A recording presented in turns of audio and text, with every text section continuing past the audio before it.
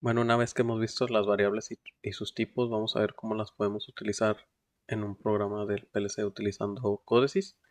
Para ello vamos a iniciar con las instrucciones básicas o las instrucciones de tipo bit que tenemos dentro del software. La primera van a ser las bobinas. Hay que recordar que la programación del PLC surge a partir del control eléctrico, en donde las salidas o los elementos finales del control correspondían a bobinas de contactos eléctricos.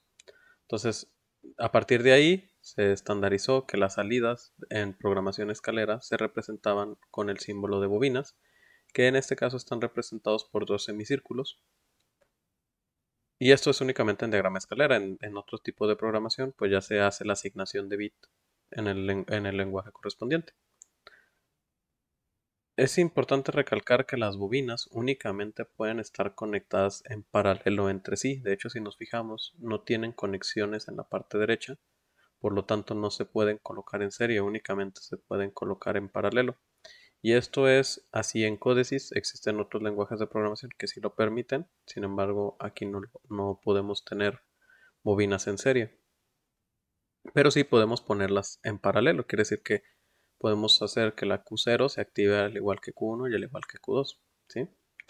Es importante recalcar que no se recomienda, o lo que se dice en las buenas prácticas de programación escalera, es que entre menos salidas se tengan en una sola red, tiéndase por red a los renglones, deberíamos de tener únicamente una. Si bien podemos tener varias, lo recomendable es tener una solamente. ¿Qué hacen las bobinas? Bueno, pues las bobinas son salidas, quiere decir que son las que van a asignar un valor de falso verdadero a una variable o a una salida física del PLC si estuviéramos trabajando con uno. Las bobinas pueden estar negadas, quiere decir que si tenemos un 1 en su entrada, vamos a tener un 0 a la salida y su símbolo va a ser el símbolo de la bobina con una diagonal en el centro de ellas indicándonos que ese es un valor negado. Quiere decir que si tenemos un 1 aquí, vamos a tener un 0 en el valor de la bobina. Si tenemos un 0, vamos a tener un 1. Mientras que aquí en la bobina normal, pues es directo, ¿no? Si asignamos un 1 en la entrada, tendremos un 1 a la salida.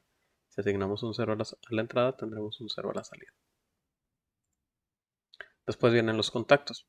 Las bobinas representan las salidas del PLC y los contactos van a representar entradas o información que viene proveniente de algún lugar. Podemos ponerlas tanto en serie. Observemos que estas sí traen conexión tanto a la izquierda como a la derecha, por lo tanto lo podemos conectar en serie y las podemos conectar en paralelo.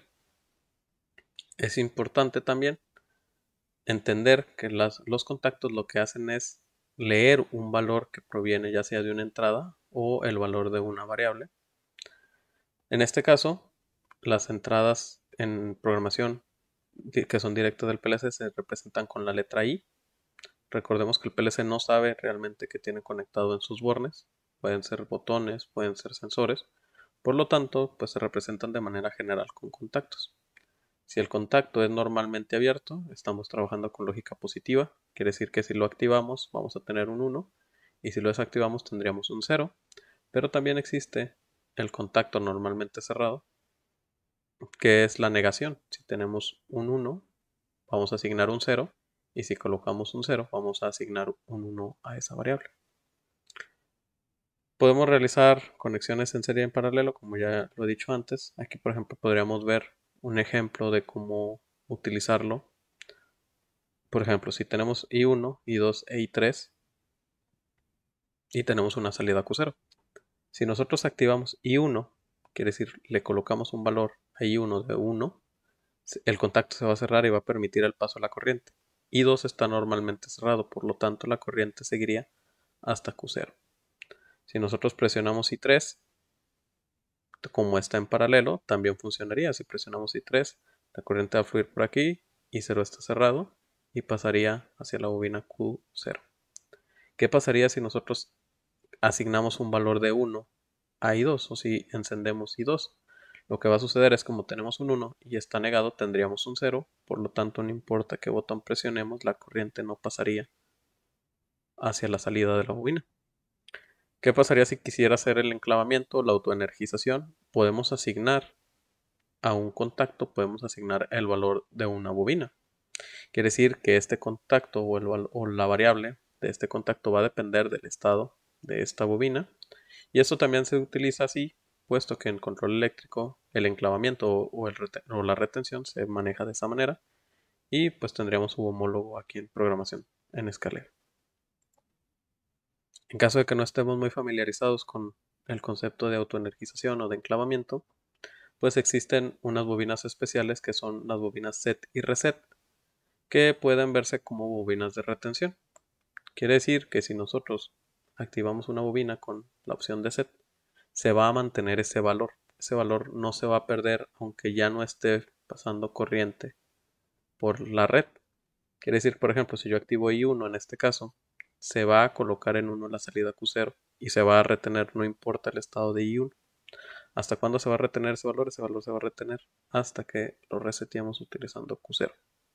En este caso, si yo presiono I2, lo que haría sería resetear esa bobina o colocarla a 0 y de esa manera la apagaríamos. Esto es muy útil cuando tenemos programas en los que necesitamos que algo se quede encendido cuando una condición suceda en un momento de tiempo y queremos que se apague con otra condición que no sean de retención.